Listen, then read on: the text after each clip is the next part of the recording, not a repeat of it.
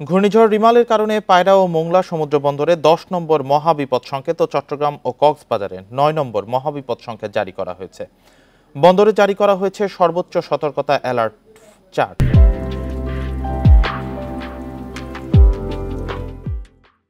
সতর্কতার অংশ হিসেবে গতকাল রাত থেকে বন্দরের বহির্নোঙর ও জেটিতে পণ্য ওঠানামা বন্ধ করা হয়েছে। এছাড়া বন্দরের কি গ্যান্ট্রি ক্রেন, পন্টুন সহ বিভিন্ন যন্ত্রপাতির নিরাপত্তামূলক ব্যবস্থা গ্রহণ করা হয়েছে। ছোটখাটো যন্ত্রপাতিগুলোকে এক স্থানে জড়ো করে নিরাপদে রাখা হয়েছে। বিভিন্ন তথ্য সমন্বয়ে চট্টগ্রাম বন্দরে 4টি ও মোংলা বন্দরে একটি কন্ট্রোল রুম চালু করা হয়েছে। বহির্নোঙরে অবস্থানকারী বড় বড় জাহাজগুলোকে আরও গভীর সাগরে গিয়ে নিরাপদে থাকা এবং বন্দরের সাথে সার্বক্ষণিক যোগাযোগ ও প্রয়োজনীয় নির্দেশনা অনুসরণের নির্দেশ দেওয়া হয়েছে।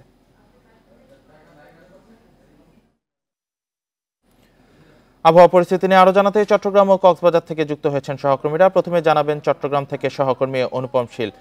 অনুপম, ঘণ্টাখানেক আগেও একটা রৌদ্রোজ্জ্বল পরিস্থিতি ছিল চট্টগ্রামে, এখন চট্টগ্রামে ঝড়ের কোনো প্রভাব দেখছেন কিনা?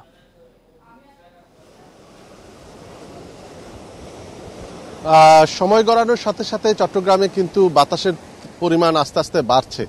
আমরা এখন আছি পতেঙ্গা সমুদ্র সৈকত এলাকায় এবং আমার পেছনেই বঙ্গোপসাগরের যে অবস্থা একটু দেখাতে চাই যে ইতোমধ্যে কিন্তু স্বাভাবিক সময়ের যে সাগরের পরিস্থিতি থাকে তার চেয়ে বেশ খানিকটা উত্তাল বলা চলে, অর্থাৎ ঢেউ বেড়েছে, ঢেউয়ের গর্জন বেড়েছে এবং এখন আস্তে আস্তে জোয়ার শুরু হচ্ছে।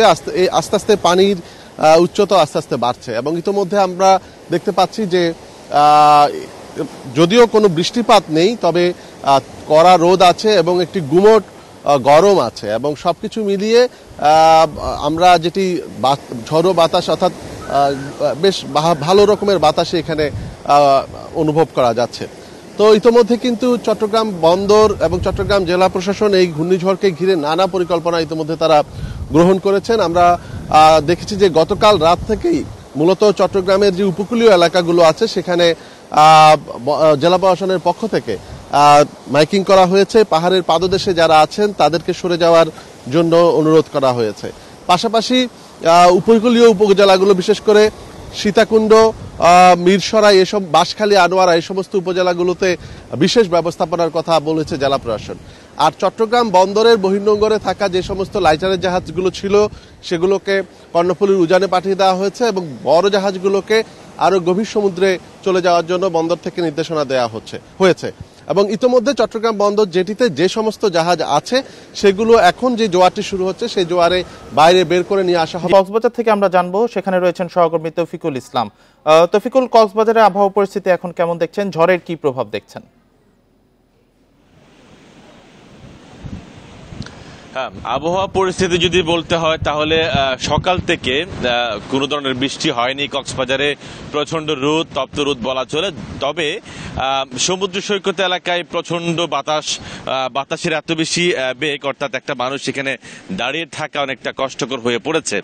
পাশাপাশি সমুদ্র বেশ উত্তাল রয়েছে। আপনারা একটু আমার ক্যামেরার সাহায্যে যতদূর দেখা যায় সমুদ্রের যে পানির উচ্চতা স্বাভাবিকের চেয়ে 2 থেকে 3 ফিট পানির উচ্চতা বৃদ্ধি পেয়েছে। তো আসলে এখানকার 9টি উপজেলায় যে সকল যে অর্থাৎ উপকূলীয় এলাকার মানুষ রয়েছে তাদের নিরাপদে নিয়ে যাওয়ার জন্য সার্বিক প্রস্তুতি সম্পন্ন করেছে জেলা প্রশাসন। একটু আগে জেলা প্রশাসক কক্সবাজারে সমুদ্র সৈকতে এসেছিলেন, তার সাথে আমার কথা হয়েছে। তিনি আমাদেরকে বলছিলেন তো এই এলাকা অর্থাৎ 600 চেয়ে বেশি সাইক্লোন শেল্টার তারা প্রস্তুত রাখা হয়েছে। যদিও এখন 9 নম্বর মহাবিপদ সংকেত দেখিয়ে যেতে বলেছে, তবে এখনো পর্যন্ত যে আশ্রয় কেন্দ্রে মানুষ গিয়েছে সেরকম কোনো তথ্য আমাদের কাছে নেই। তবে সেন্ট মার্টিন দ্বীপের কথা যদি বলতে হয়, সেন্ট মার্টিন দ্বীপ এবং কুতুবদিয়া দ্বীপ, সেই দ্বীপ এলাকার মানুষদের নিরাপদে সরিয়ে নেওয়ার ব্যবস্থা করা হচ্ছে। তো পাশাপাশি সুক্ত খাবারের যে বিষয় সেটি রয়েছে, জেলা প্রশাসনের পক্ষ থেকে নগদ টাকা সহ যাবতীয় যে বিষয়াদি আছে সেটি বরাদ্দ দেওয়া হয়েছে। তবে এখনো পর্যন্ত যে ঘূর্ণিঝড় 9 নম্বর মহাবিপদ সংকেত, তবে এখনো পর্যন্ত যে অর্থাৎ ঘূর্ণিঝড়ের যে বিপদ সংকেত যখন হয় তখন যেরকম পরিস্থিতি হবার কথা সেরকম পরিস্থিতি এখনো পর্যন্ত পরিলক্ষিত হয়নি। তবে সমুদ্র সৈকত এলাকা থেকে যে সকল পর্যটক আছেন তাদেরকে নিরাপদ অর্থাৎ হোটেলে চলে যাওয়ার জন্য মাইকিং করা হচ্ছে। তৌফিকুল ইসলাম সাথেই থাকবেন। এবার আমরা খুলনা যাব সেখানে পরিস্থিতি জানতে। সেখানে আছেন সহকর্মী এইচ.এম. শামীমুজ্জামান। খুলনায় যে বেড়িবাঁধগুলো রয়েছে সেখানে আসলে জনমনে একটা আশঙ্কা আছে যে এটা ঠিকঠাক মতো আসলে কতটা মোকাবেলা করতে পারবে এটা জলোচ্ছ্বাস হলে। তো সেই ক্ষেত্রে আসলে কি ব্যবস্থা নেওয়া হচ্ছে, কি সংস্কার করা হচ্ছে বা কি দুর্যোগ মোকাবেলায় কি করা হচ্ছে? আমি তারা একটু বলে নিই, আমি আজ কিন্তু খুলনার একদম শেষ উপজেলা কয়রাতে।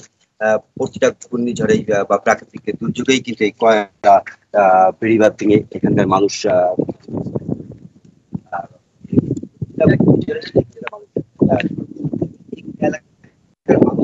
যে আতঙ্কের যে বিষয়টা সেটা হচ্ছে ঝুঁকিপূর্ণ বেড়িবাঁধ, এবং এই বেড়িবাঁধ ভেঙে কিন্তু প্রতি বছরই মানুষের ক্ষতিগ্রস্ত হচ্ছে। এবছরও কিন্তু তার ব্যতিক্রম নয়। খুলনার উপকূলবর্তী যে উপজেলাগুলো রয়েছে, কয়রা, পাইকগাছা, দাকপ, ডুমুরিয়া এবং বসিরহাট, এর মধ্যে সবচেয়ে ঝুঁকিপূর্ণ হচ্ছে কয়রা, দাকপ এবং পাইকগাছা। এখানকার যে ঝুঁকিপূর্ণ যে বেড়িবাঁধগুলো রয়েছে, আমরা পানি উন্নয়ন বোর্ডের সাথে কথা বলেছিলাম, তারা যেটা বলছেন যে এখানে 60টিরও বেশি স্থানে ঝুঁকিপূর্ণ ছিল। তবে গত কিছুদিনের মধ্যেই কিন্তু 50টির মতো স্থান ঝুঁকিপূর্ণ স্থান তারা মেরামত করেছে, এবং এখন পর্যন্ত 10টি স্থানে ঝুঁকিপূর্ণ অবস্থার মধ্যে রয়েছে। আমরা যদি বলি সেগুলোর মধ্যে রয়েছে দাকপের কালা বগি, গোলদারপাড়া, বটবুনিয়া, লক্ষ্মীখোলা, চেয়ারম্যান বাজার, কয়রার হরিণখোলা, আংটিহারা, সব মিলিয়ে এই যে এলাকায় এই মানুষ কিন্তু এখন পর্যন্ত এই যে ঘূর্ণিঝড়ের সংবাদের সাথে সাথে কিন্তু তারা আতঙ্কের মধ্যে রয়েছে যে বিগত ঘূর্ণিঝড়গুলোর মতো যে বেড়িবাঁধ ভেঙে বা পানি প্রবেশ করে তারা সর্বশান্ত হবে কিনা হবে সেই সংখ্যার মধ্যে কিন্তু তারা রয়েছে। জি শামীমুজ্জামান, আপনি তথ্য সংগ্রহ করতে থাকুন। চট্টগ্রাম, কক্সবাজার ও খুলনা থেকে রেমালের সর্বশেষ পরিস্থিতি নিয়ে জানাচ্ছিলেন আমাদের সহকর্মীরা।